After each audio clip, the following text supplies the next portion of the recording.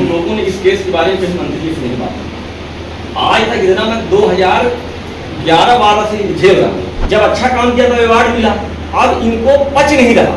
आप जानते हैं गोदनामा जो होता है तो 14 वर्ष तक गोदनामा होता है।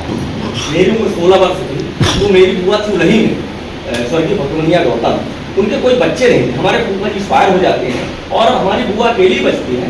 तो वो फिर क्या की कि उनके अब ये भाई हम लोग उनके साथ भाई के बेटे हो गए तो वो इनको गोद लेती है। हमारी बुआ इनको ये देख के रजिस्टर्ड ये गोद लेती है।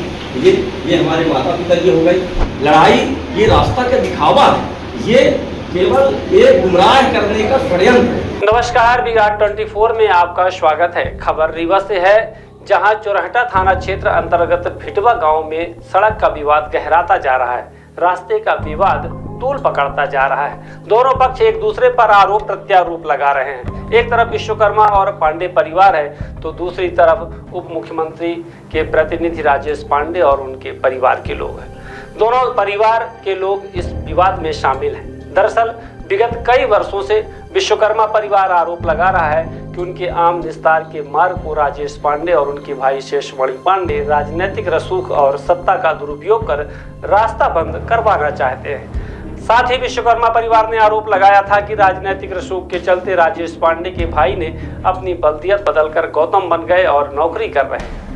उक्त खबर को विराट 24 के द्वारा दिखाया गया, जिसके बाद राजेश पांडे के भाई शेषमणि पांडे ने पत्रकार वार्ता का आयोजन किया और उन्होंने कहा कि रास्ते का विवाद सिर्फ उन्हें बदनाम करने के लिए है। उनकी पुश्तैनी जमीन है, ना तो कभी उन्होंने किसी का परेशान किया और ना ही किसी का रास्ता अवरुद्ध किया, सिर्फ विकास किया है। वहीं बल्दियत बदलने के सवाल पर उन्होंने कहा कि उनके फूफा को कोई औलाद नहीं थी, इसलिए उनके फूफा ने उनके भाई को गोद लिया तो नियमन पिता बल्दियत बदल गई, इसलिए सरनेम गौतम रख लिया और नौकरी भी करते हैं। उनका भिटवा से किसी भी प्रकार का कोई लेना देना नहीं है। आपको बता दें कि लंबे समय से दोनों पक्ष आमने सामने हैं। आरोप और प्रत्यारोप का दौर चलता रहता है।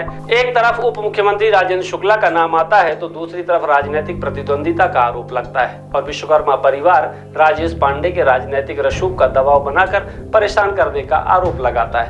हकीकत क्या है, यह तो निष्पक्ष जांच पर ही सामने आ पाएगा और दूध का दूध और पानी का पानी हो सकता है। ऐसे में चाहिए कि उप मुख्यमंत्री राजेंद्र शुक्ला स्वयं हस्तक्षेप करें और दोनों पक्षों को संतुष्ट करें। आइए आपको सुनाते हैं आयोजित पत्रकार वार्ता के दौरान उप मुख्यमंत्री राजेंद्र शुक्ला के प्रतिनिधि राजेश पांडे के भाई ने क्या सफाई दी है। सही बात तो ये है कि आज तक हम लोगों ने इस केस के बारे में मंत्री जी से नहीं बात। आज तक इतना मैं 2011-12 से झेल रहा हूँ। 2011 से लोग हमारे ऊपर आरोप एक लगाते हैं, लेकिन हम लोगों ने कभी इस ओर ध्यान नहीं दिया। हम लोग तो केवल क्या किए हैं कि अपने पंचायत का विकास किए हैं। हमारे भिटवा पंचायत में इतना विकास हुआ है कि हमको अवार्ड माननीय मोदी जी से मिला, मुख्यमंत्री जी से मिला, कलेक्टर से मिला, कई प्रशासन में यहाँ रखा हूँ, सबसे अवार्ड हमको मिला। जब अच्छा काम किया तो अवार्ड मिला, अब इनको पच नहीं रहा, इसलिए ये वहाँ पर जबरदस्ती हमारी जमीन में कब्जा करना चाहते हैं, गाली गलौज करते हैं। हमारे माता पिता रहते हैं, ये हमारा छोटा भाई है। अब ये छोटा भाई का लिए और आपने देखा होगा उस न्यूज चैनल में ये बोल रहे थे जमीन के लिए हाजी है ना, बात की बल्दियाँ बदल गए। ये देखिए, आप जानते हैं गोदनामा जो होता है तो 14 वर्ष तक गोदनामा होता है। मेरी उम्र 16 वर्ष थी तो मेरी बुआ थी उलही में स्वर्गीय भगवनिया गौतम, उनके कोई बच्चे नहीं थे। हमारे फूफा जी एक्सपायर हो जाते हैं और हमारी बुआ अकेली बचती है। तो वो फिर क्या की कि उनके अब ये भाई हम लोग उनके साथ भाई के बेटे हो गए तो वो इनको गोद लेती है। हमारी बुआ इनको ये देख के रजिस्टर्ड ये गोद लेती है। ये हमारे माता पिता जी हो गए, क्योंकि माता पिता के सहमत से गोदनामा होता है दोनों पक्ष से। ये हमारे माता पिता जी, ये देखिए नोटरी रजिस्टर्ड ये है। गोदनामा में क्या होता है, सरनेम चेंज हो जाता है। जब हम गोदनामा लेते हैं तो जिससे जो हमारा गोदनामा था सरनेम वहाँ चेंज हो जाता। वो गौतम हो गया, गौतम के नाम से नौकरी किया है, कोई पांडे के नाम से नौकरी नहीं किया। जितने रिकॉर्ड सब गौतम नाम से बने। भिटवा में इसके पास कोई ना तो ये कोई उपयोग करता है, ना तो भिटवा में ये राशन लेता, ना गल्ला लेता, ना भिटवा में इसका जो मिलता है जमीन का किसान सम्मानित वो भी इसको एक बार नहीं मिलती है। तो इसमें फर्जी क्या बात, इस बात से मुझे, मेरे परिवार को और मुझे जानने पहचानने वालों ने, कई लोगों ने हमको फोन लगाया कि भाई आपको इतना गलत भाषा, आप लोगों की इतनी बेइज्जती ये कौन किया है, आप लोग इसके ऊपर मानहानि करिए। तो मैंने सोचा पहले मैं पत्रकार बंधुओं को बुलाकर आप सबसे रूबरू हो जाऊं, आप सबको हकीकत बता दूं क्या होता है। ये लोग इतने बहरूपिया है, ये रंग बदल बदल के, रूप बदल बदल के ये कई ऐसी बातें बोलते हैं कि सामने वाला जब नहीं समझता तो उसको लगता है कहीं सही तो नहीं बोलते हैं। तो ये हमारे पास रिकॉर्ड है जिसमें कोई फर्जीवाड़ा नहीं है। वो नौकरी अपने गौतम के नाम से किया है, जिस गौतम ने ये भगवनिया गौतम ने इसको गोद लिया है, इसमें कोई फर्जीवाड़े की बात नहीं है। इसको उन्हें सिरे से खारिज करता हूँ। इसके पहले मैं धारा 250 के तहत तहसील में प्रकरण दायर किया था, जिसमें तहसीलदार महोदय जी ने बेदखली का आदेश पारित किया। बेदखली का आदेश पारित होने के बाद ये लोग रीवा न्यायालय में, माननीय न्यायालय के जाकर 39 का आवेदन दिए और उसमें मेरे पिताजी को भेजे पक्षकार बने। वहाँ से नोटिस आती है, नोटिस आने के बाद हमारे पिताजी हाजिर होते हैं। हाजिर होने के बाद हम वहाँ पर पक्ष रखते हैं। पक्ष रखने के बाद ये लोग वहाँ स्टे लेने जाते हैं कि उनके खेत में 10/350 फीट का रास्ता है, उसमें रोक लगाई जाए। लेकिन माननीय न्यायालय जी ने उनको स्टे नहीं दिया, वहाँ भी उनको स्थगन नहीं मिला। इसके बाद ये क्या करते हैं कि जब माननीय न्यायालय के हाथ चल रहा था तो ये डीएम साहब के ऑफिस से आवेदन करते हैं, अपील में जाते हैं। तो तहसीलदार का आदेश तो अपील में जाते हैं। तहसीलदार रीवा जरूर डीएम ने उनकी सुनवाई के बाद उसमें आर्डर किए कि जो अधीनस्थ न्यायालय तहसीलदार का न्यायालय का आदेश वो विधि संगत आदेश किया गया है और इनकी अपील को ये कहते हुए खारिज कर दिया गया कि जब वरिष्ठ न्यायालय में मुकदमा चल रहा है तो यहाँ पर अपील का कोई औचित्य नहीं है। इसके बाद इनको यहाँ भी स्टे नहीं मिला, न्यायालय में भी स्टे नहीं मिला। अब ये कहते हैं कि राजस्व में इन लोगों का, ये पार्टी के मंडल अध्यक्ष हैं तो इनका दबदबा है। तो क्या हमारा दबदबा न्यायालय में भी है? न्यायालय में इनको स्टे नहीं मिलता है। जब न्यायालय में स्टे नहीं मिलता है तो हम उसमें एक आवेदन लगाते हैं कि माननीय न्यायालय से अपील करते हैं कि हमारे 281 और 282/1 में स्थल निरीक्षण करवाया जाए। क्या मौके पर 350 फीट लंबा गुणे 10 फीट चौड़ा क्या मौके पर रास्ता मौजूद है? माननीय न्यायालय ने कमिश्नर तहसीलदार हुजूर को कमिश्नर नियुक्त किया और कमिश्नर नियुक्त करने के बाद हुजूर तहसीलदार ने राजस्व निरीक्षक बंधुइयाँ और 5 अन्य पटवारी दल, 6 लोग मिलकर एक दल गठित किए, टीम गठित किए जांच। और टीम गठित करने के बाद दोनों पक्ष को, वादी और प्रतिवादी दोनों को लिखित में सूचना जाती है। सूचना जाने के बाद 14 अप्रैल 2025 को जांच दल जाता है सुबह 9 बजे और जांच दल द्वारा जब वहाँ पर और गांव के हमारे अन्य लोग भी थे, इधर उधर के बगल के हमारे जो सरहदी का स्टाफ थे और गांव के वरिष्ठ लोग भी थे, जांच दल द्वारा जब पूरे यहाँ निरीक्षण किया जाता है एक एक पॉइंट का, तो निरीक्षण में ये पाया जाता है कि ये लोग, इनकी आराजी 279-280 है। मेरे पास ये इसका नक्शा भी है। 279 और 280 जो आराजी है, ये 280 और इसमें 279 आराजी है। ये देखिए रास्ते से ऑलरेडी लगी है, ये शासकीय रोड है, इसी से जब मैं सरपंच तभी बनाया था, ये ऑलरेडी ये रास्ते से लगे हैं। इसके बाद 278 वाले जो है, 278 वाले ये कहते हैं कि हमको भी रोड चाहिए। ये देखिए ऑलरेडी ये रीवा से लगे हैं, ये रीवा से रीवा रास्ता जाता है। तो जब आपकी राजस्व संघ शासकीय रास्ते से लगी है तो आप जो दूसरे में जबरदस्ती कर रहे हो, तो वहाँ पर राजस्व निरीक्षण है और हमारे गाँव के लोगों ने कहा कि आप ऐसा करो, समझौता कर लो। तो बोले समझौते में क्या करना है? हमने कहा भाई हमारी जमीन है, मैं तो पहले आड़ा मैं समझौता नहीं करूँगा। लेकिन जब गांव वाले ने कहा कि नहीं समझौता कर लीजिए, तो हमने कहा ठीक चलिए मैं तैयार हूँ, बताइए क्या करना है।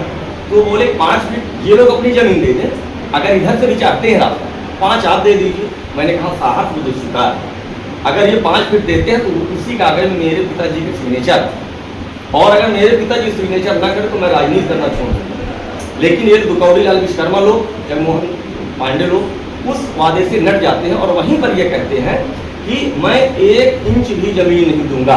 तो फिर वहाँ के जो लोग कहते हैं कि जब आप जमीन नहीं दोगे तो दूसरे से आप जमीन क्यों ले रहे हैं? वहाँ जो जांच दल गया, जांच दल ने वहाँ पर लिखा कि मौके पर कोई 350 फीट लंबा गुणे 10 फीट चौड़ा कोई रास्ता मौजूद नहीं है।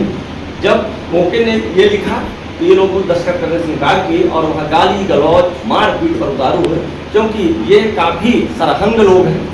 ये इनके परिवार की, ये देखिए जगमोहन पांडे का लड़का राहुल पांडे जिला बदर का आरोपी है। रीवा कलेक्टर के यहाँ से ये जिला बदर, ये देखिए राहुल पांडे पिता जगमोहन पांडे, ये जिला बदर की कार्रवाई है। इसके बाद और इनके घर के लड़के जो ब्रजमोहन पांडे हैं, ये देखिए एक राहुल पांडे और चोरी के केस में भी रोड में सरिया उठाते हुए लोहा ले जाते हुए, ये देखिए मुकदमा दर्ज है। क्या ये मुकदमा दर्ज कर रहा है इनके ऊपर चुराहटा थाने में द्वारिका पांडे के परिवार में। अगर वास्तव में जांच कराई जाए, चुराहटा थाने से अगर जानकारी ली जाए, 1992 से 2025 तक इनके परिवार में 2500 मामला पूरे घर के ऊपर दर्ज है, पति के ऊपर कराई। इस तरह कई ऐसे मामले अगर चुराहटा थाने से जानकारी श्रीमान जी आप लोग अगर लें तो वहाँ पर सच्चाई सामने आ जाएगी, दूध का दूध पानी का पानी हो जाएगा। इसके बाद ये जब बौखला गए, जब पटवारी RI ने वहाँ रास्ता नहीं लिखा, ये रिपोर्ट निकलवाए होंगे न्यायालय से। रिपोर्ट निकलवाने के बाद ये हमारे जो वहाँ पंचनामा दस्तखत किए थे गाँव के, उनको जाकर ये धमकी देते हैं।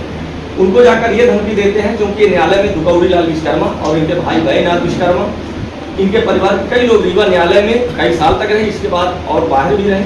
अब ये लोग न्यायालय का एक सबको डर पैदा करते हैं कि न्यायालय में वही होगा जो हम चाहेंगे, न्यायालय हमारे कहने से चलेगा, क्योंकि हमारे घर परिवार के सब वहाँ कर्मचारी हैं। हम लोग जज मजिस्ट्रेट के यहाँ उठते बैठते डेली उठन बैठन है, तो हम लोग जो कहेंगे वही होगा। लेकिन मुझे माननीय न्यायालय पर पूरा भरोसा है और माननीय न्यायालय ने ये देखिए ये 39 का किस्में का ये लगाए थे, ये जगमोहन पांडे वगैरह, ये देखिए ये दुकौड़ी लाल विश्वकर्मा, ये राम सिया है, ये देखिए बैनाथ, ये देखिए दुकौड़ी लाल विश्वकर्मा, ये सब लोगों ने लगाया।